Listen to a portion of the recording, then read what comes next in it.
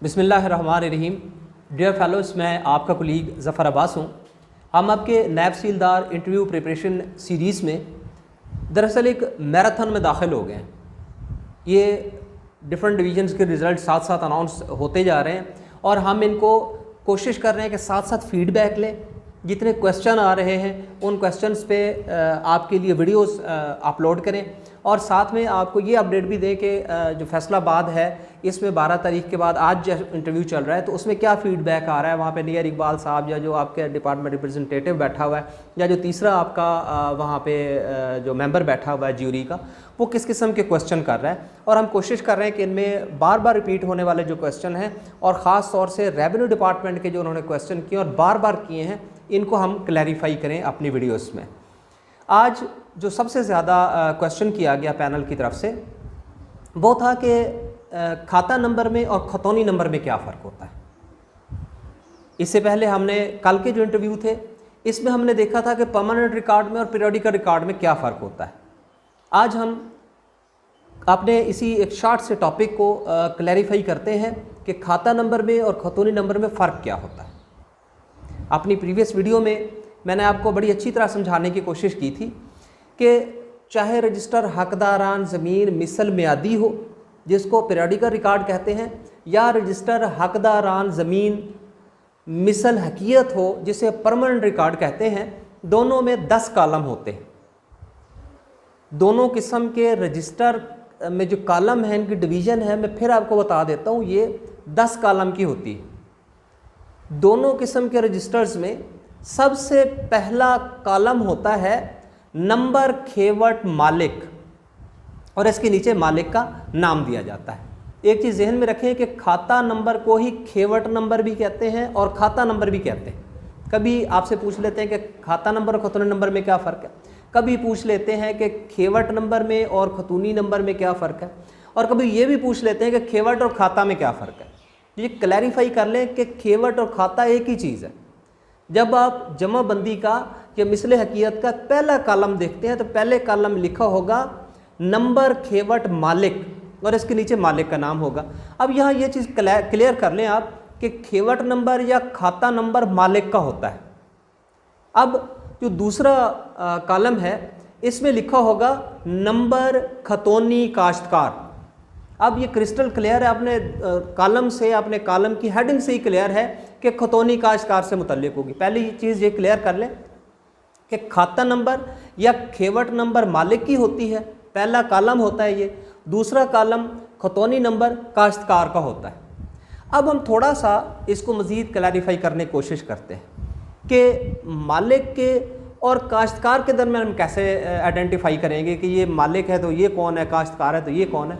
इसके लिए आपका the land revenue act 1967 section 4 sub section 25 के अंदर टेनेंसी की तारीफ़ दी गई और तारीफ़ में क्या क्या कहा गया है। तारीफ़ में कहा गया है कि टेनेंसी में कि 1 parcel of land held by the tenant on lease are 1 set of condition.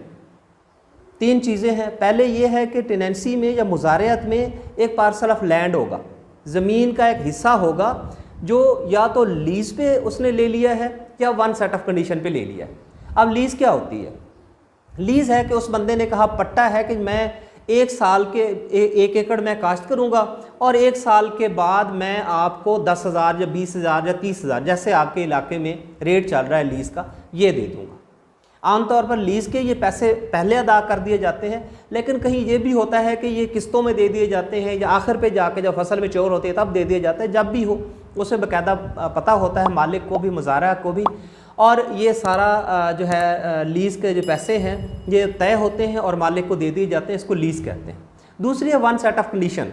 Set of condition ये है कि मालिक और मुजारिया आपस में ये तय कर लेते हैं कि हम मुजारिया काश्तकारी करेगा और इस पर जितनी उसमें बीज का खर्च होगा, उस पर खाद का खर्च होगा, उस पर फर्टिलाइज़र्स का खर्च होगा, उसकी हार्वेस्ट के लिए होगा, उसकी इरिगेशन में, सारे प्रोसेस में जितने अखराजात होंगे हम इस तरह से अखराजात डिवाइड करेंगे और आखिर पे हम डिवीज़न ऑफ द क्रॉप्स करेंगे। जब फसलें मेच्योर हो जाएंगी तो इनकी हम बटाई कर लेंगे और बटाई का प्रोसेस जो है ये भी तय होता है। बल्कि पहले भी मैंने आपको बताया था कि रजिस्टर्ड हकदारान ज़मीन के अंदर एक डॉक्यूमेंट होता है जिसको वाजिबुल अर्ज़ कहते हैं।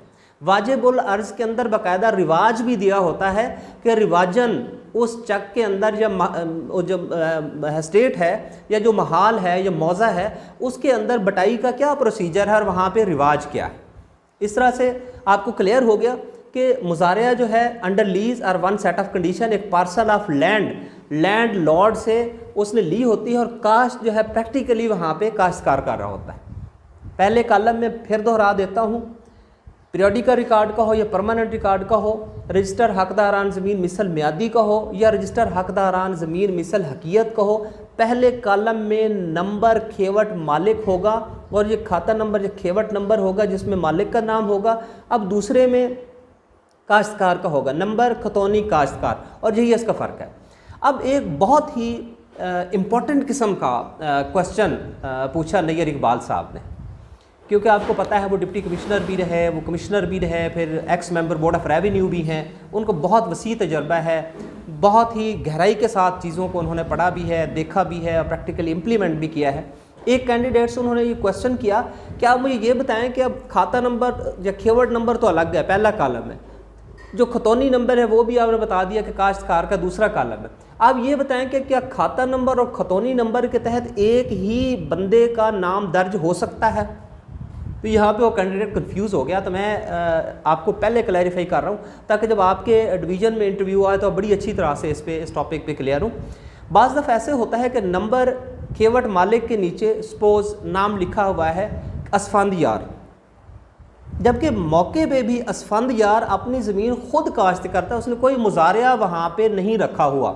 यानी जो टेनेंसी की तारीफ़ थी अंडर सेक्शन 4 सब सेक्शन 27, उसमें उसने अपने पार्सल ऑफ लैंड या लैंड जो है ना लीज़ पे दिया, ना उसने वन सेट ऑफ कंडीशन किसी को उसने दिया हुआ है, बल्कि ख़ुद ही वहाँ पे मौके पे ख़ुद ही फसलें काश्त करता है।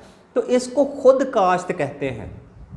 अब जो पहला कॉलम होगा इसमें उस मालिक का नाम होगा और दूसरे कॉलम के अंदर खुद काश्त लिखा होगा। इसका दुरुस्त जवाब ये था कि सर जो कॉलम है, कॉलम में तो नाम मालिक का एक ही दफ़ा आएगा और नंबर खेवट मालिक के नीचे लिखा होगा, जबकि दूसरे कॉलम में इंदराज उसी का होगा लेकिन उसको खुद काश्त लिखा जाएगा।